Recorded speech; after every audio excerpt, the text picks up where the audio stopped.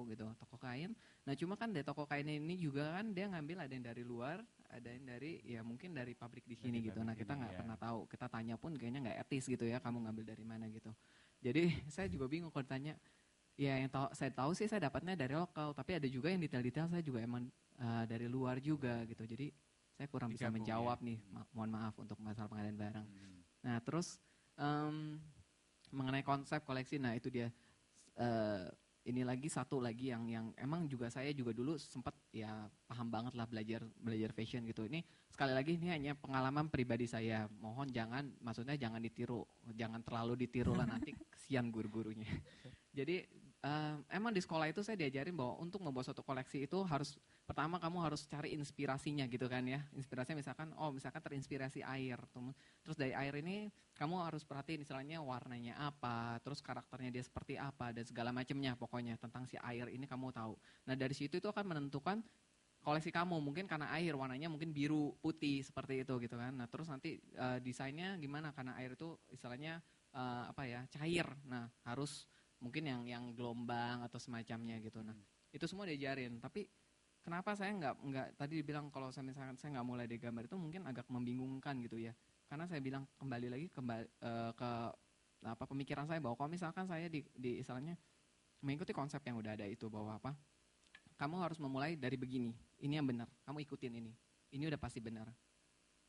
Buat saya saya merasa terbatas di situ. Oh saya udah dikasih pagar gitu, ya kamu nih harus ngikutin. Kamu nggak boleh keluar, kamu kan air ceritanya, kamu mau terinspirasi air, kamu harus buat dari sini, nggak boleh keluar dari situ. Nah itu satu garis batas yang buat saya juga mengekang kreativitas saya, imajinasi saya gitu. Nah terus mengenai nanti gimana caranya supaya koleksi saya ini tetap dalam satu line gitu, Mas Muara, satu garis, maksudnya orang nggak bingung, ini kok nanti begini, nanti begitu. Saya bilang satu konsep ya. Tetap dalam orang tahu bahwa itu teks, itu bajunya teks gitu, orang tahu. Nah itu dia. Sejak dari pertama itu saya hanya bermain dengan karakter. Jadi bahwa suatu koleksi itu yang saya utamakan itu bukan lagi masalah koleksi ini benang merahnya misalkan bahan A. Jadi koleksi dari nomor 1 pertama keluar Pragawati sampai yang terakhir bahannya kurang lebih sama gitu semua atau mungkin tekniknya yang sama. Nah, buat saya enggak itu, tapi karakter. Jadi saya terinspirasi misalnya saya mau bikin koleksi yang pertama misalnya Maekor Tesang ini. Saya inspirasi wanita bangsawan. Nah, saya pelajarin karakternya dia. Bukan warna yang dia pakai apa, bukan ini, tapi karakternya dia. Nah dengan karakter itu akan bebas, kamu bisa bebas bikin apa aja, yang selama itu masih dalam satu karakter, satu garis. Jadi karakternya itu yang dijual gitu loh, karakternya itu yang ditampilkan, bukan bahan, bukan detail, bukan teknik gitu. Jadi nah kalau udah dapat sumber inspirasi, dipelajari karakternya ini, si sumber inspirasi seperti apa bentuknya, sifatnya, itu yang kemudian diterapkan jadi warna mungkin bisa terserah kamu, yang penting karakternya dia kena. Kamu karakternya Maekor Tesang misalkan, dark, yang seksi, sultry, sedaktif. Nah, ya kayak gini jadinya. Nah, kedua saya yang ini beda lagi. Jadi karakternya terasa gitu loh. Nah, ya intinya sih seperti itu kalau saya. Jadi saya juga nggak mau terlalu dibatasin, tapi saya juga tetap harus istilahnya harus orang nih mengerti gitu loh, nggak dibatasin terus acak-acakan semuanya gitu. Tetap ada ininya, ada cantiknya. Nah, nyambung ke pertanyaan berikutnya, ketika kamu membuat untuk baju sendiri, pertanyaan dia juga berdasarkan gitu, inspirasi dulu dari mana, kemudian kamu terapin atau enggak kalau untuk baju sendiri? Enggak ya? Enggak, kalau baju sendiri saya nggak pernah bikin baju sendiri. Nurul mau nanya kenapa sih penasaran dia penampilannya? Stylenya lebih ke mana gitu, karena kalau dilihat kan lebih kayak Japanese style gitu. Gaya kamu pribadi maksudnya? Ya, gayanya pribadi. Inspirasinya. Sebenarnya sih gaya aku nggak pernah mikir maksudnya mau Japanese, mau Korea dan segala macamnya enggak ya. Yang penting sama aku nyaman. Dan kalau mau tanya kenapa saya selalu pakai ini, karena rambut saya ini udah panjang banget, saya belum sempat gunting rambut Mas Muara. Jadi alasannya itu ya? Iya, kalau ditanya itu kenapa sih Rio kamu kok pakai kerudungan mulu? Iya. Tapi gaya. Rambut saya ini kepanjangan gitu, saya belum gunting rambut, jadi ya itu dia. Gitu. Tapi kalau kita ngikutin desainer-desainer ternama di dunia, di Indonesia atau di luar, pasti mereka punya karakter penampilan pribadinya sendiri ya, Mbak Abel. ya kan, misalnya kayak Karl Lagerfeld punya ciri pakai jas dikuncir, Iya, misalnya betul. John Galliano, Ada signature style-nya, Ya, ada ya. personal style-nya. dan itu memang penting ya, bahwa si desainernya juga atau memang mengikut dengan Bukan sendirinya. penting sih, mungkin itu udah bawaan aja, Bawaan udah, ya, udah dari dia. natural ya, udah Natural. memang pada dasarnya juga kita udah tahu kalau John Galliano pasti udah dengan Karakternya alisnya dia, dan ya betul. karakternya begitu kan. Betul. Dan siapapun itu pasti udah secara alami akan menonjol gitu. Nah, nyambung lagi ke Abel, tadi kan Iya. salah satunya adalah desainer di foto bajunya masuk ke majalah Harper's Bazaar Indonesia. Itu salah satu bentuk dukungan dari media untuk mempromosikan atau mendukung perjalanan karir seorang perancang. Tapi pasti ada hal-hal lain. Jadi acara-acara apa saja sih yang dilakukan oleh majalah Harper's Bazaar Indonesia untuk mendukung desainer Indonesia?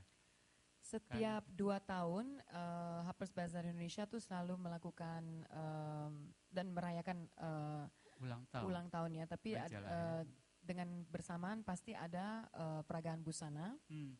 Dan tahun lalu karena 10 tahun Harper's Bazaar Indonesia ada 10 desainer yang kami tampilkan. Dan tentunya harus desainer 10 Indonesia. desainer, Iya, ya? betul.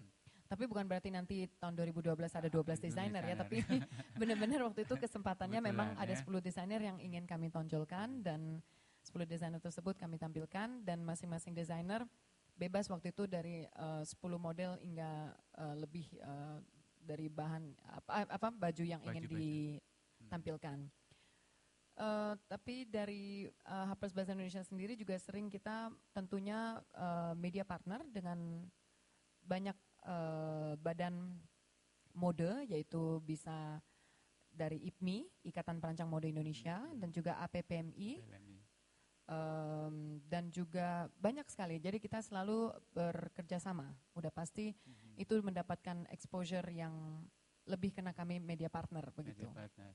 Memang kalau kalian sempat nonton peragaan dari banyak desainer Indonesia, pasti akan lihat media partnernya Harper's Bazaar Indonesia. Itu Ya, banyak. betul. Ya. Boleh dong kasih tepuk tangan tuh dukungan. Gak semua majalah mau melakukan hal seperti itu. Ya, pertanyaan berikutnya. Masih ada? Ya, silakan. Saya Vera dari IGTC Bogor. Mau tanya, tadi kan bilang bikin portfolio. Nah, itu bikin portfolionya gimana kan? Bajunya haute couture. Kalau ready to wear kan gampang bikin portfolionya, kayak misalkan mengambil detail poketnya atau plaketnya gitu. Kalau misalkan haute couture seperti itu, bikin portfolionya gimana? Portfolio. Maksud kamu portfolio apa nih di sini? Iya, portfolio buat abis dapat dari ideanya diterapkan ke portfolio. Kayak tadi yang dibilang Konsep apa, mood board kali ya? Iya, Iya. collage, mood board, Mood board. seperti itu ya, mood board ya. Atau untuk nanti jadi press release dan itu mungkin bikin Dari ide menjadi dari mood ide board. diterapkan ke menjadi gambar runway atau gitu. Dari Sebelum ide sketch. sampai baju jadinya itu kan Iya. emang ada satu namanya mood board itu kan. Maksudnya Iya. ke situ gitu, ke mood Iya. board Ya, itu. mood board itu ya di mana Oh. kamu di satu dinding Bikinnya ada ide gimana? yang by memecah. hand atau by komputer? Nah, sebenarnya sih kalau saya pribadi itu kan kalau dulu diajarnya emang by komputer ya semuanya, jadi harus rapi gitu kan, jelas semuanya. Tapi kalau saya sih enggak, saya pribadi sih enggak, saya oret-oret. Jadi ya acak-acakan sih sebenarnya. Cuma yang penting kan hasilnya kan, bukan itu yang dijual kan, maksudnya bukan mood board yang dilihat nantinya kan, tapi hasil jadinya. Jadi yang penting itu segala, kalau buat intinya kalau saya segala teknik tuh boleh gitu. Mau rapi, mau gini, tapi selama kalau misalkan kayak saya dulu juga pernah sekolah gitu. Nah, kalau sekolah itu kan ya kita ngejar, ya bisa dibilang ngejar nilai kan. Kayak saya ikut lomba ya ngejar menang gitu ya, ikutin deh persyaratannya. Tapi kalau pada saat kamu boleh bebas, apapun boleh, pakai aja gitu. Yang penting adalah hasil karya kamu tuh bagus. Nggak perlu kamu ngikutin ini ono, tapi kamu sendiri kok kayak kesini nabrak ke sono nabrak, akhirnya nggak jadi apa-apa gitu. Buat apa? Gitu. Ini aja, jalan aja. Oke. Masih pertanyaan berikutnya nanti ya. Sekarang saya mau tanya lagi dengan hadiah dari Rio dan Harper's Bazaar. Pertanyaannya adalah, apa posisi Mbak Isabel Yahya di majalah Harper's Bazaar Indonesia? Aduh, mesti gambreng atau mesti apa nih milihnya? Mas deh, tadi sudah juga mengajukan Sebagai editor. sebagai Fashion editor. sebagai boleh lebih keras aja Mas, nggak apa-apa. Bukan soal salahnya, agak nggak dengar saya. Maklum ada ya. Sebagai fashion editor.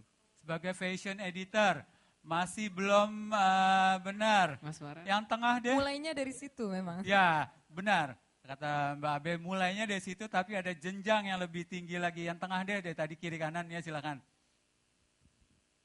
Editor in chief. Editor in chief? Iya, Betul. benar. Satu lagi hadiah. Ya, ada yang mau ditanya lagi?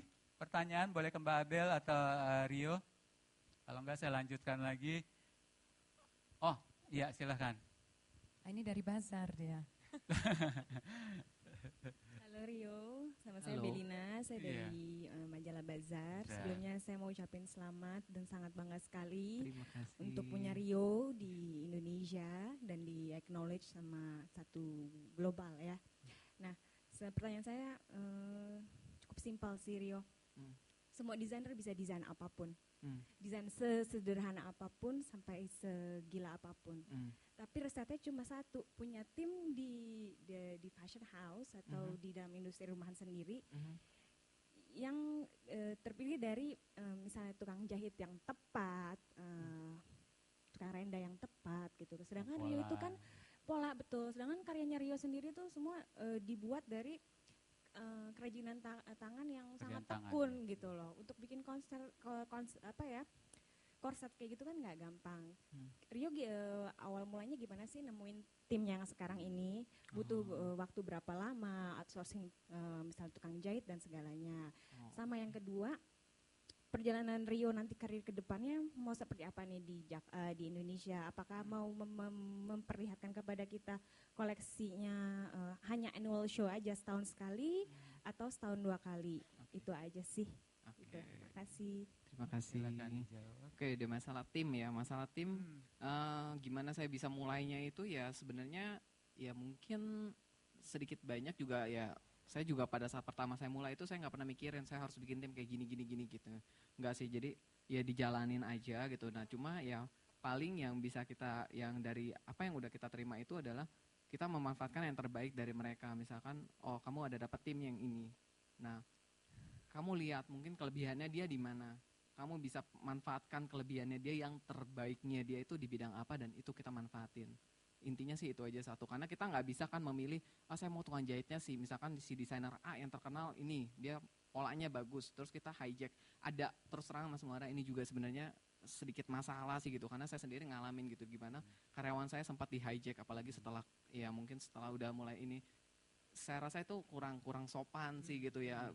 Sebagai desainer itu sebenarnya yang kita jual itu adalah karakter kita gitu. Jadi bukan masalah keterampilan pekerja kita loh. Kok saya suka bingung gitu loh. Kenapa? Dan harus original. Iya, Iya, itu dia gitu. betul. Kenapa kok tukang saya gitu, istilahnya karyawan saya di-hijack gitu. Kalau kamu mau hijack saya gitu loh. Kalau kamu suka karya saya Sekalian gitu ya. kan, bener kan? Mahal kali. Gitu. Nah saya Iya. pikir itu enggak, ya saya pribadi enggak masalah kalau kamu mau hijack karyawan saya gitu. Otaknya bukan dia, otaknya saya kok gitu. Nah itu paling penting gitu loh. Jangan istilahnya semuanya si A yang tahu atau si B yang tahu gitu. Kamu nggak tahu apa-apa. Justru terbalik gitu. Banyak yang kayak gitu, akhirnya giliran dia keluar kejeblos sendiri gitu. Nah itu semuanya kita harus mulai kita sendiri gitu loh. Karena emang yang kita jual kan kita gitu loh. Karakter kita gitu. Nah dari situ baru saya hanya memanfaatkan keterampilan dia gitu. Bukan istilahnya dia punya saya nggak ngerti sama sekali dan dia yang tahu gitu loh. Nah itu bahaya kayak gitu. Nah masalah karyawan seperti itu sih. Nah tuh keduanya Kedua tadi apa adalah ya? Hanya mau annual show atau mau melangkah lagi keluar. Oh oke. Sebenarnya sih kalau ditanya masih ke depannya gitu, saya nggak pernah, saya juga nggak tahu ya Mas Muara, maksudnya secara prediksi saya maunya gini ada gitu, tapi saya nggak terlalu mikir jauh karena apa yang ada di depan mata saya buat saya itu lebih penting. Saya harus fokus gitu dengan apa yang ada di depan mata saya, mungkin dalam waktu dekat artinya gitu. Saya harus fokus ke situ dulu. Untuk kedepannya seperti apa ya saya juga nggak pernah tahu.